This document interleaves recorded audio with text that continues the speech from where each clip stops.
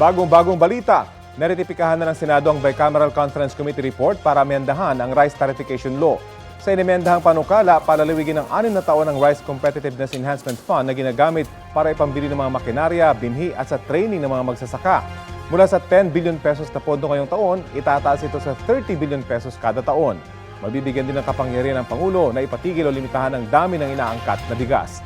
Pinapayagan din ng Department of Agriculture na magbenta ng lokal na bigas sa mga ospital, bilangguan, kadiwa stores at mga ahensya ng gobyerno.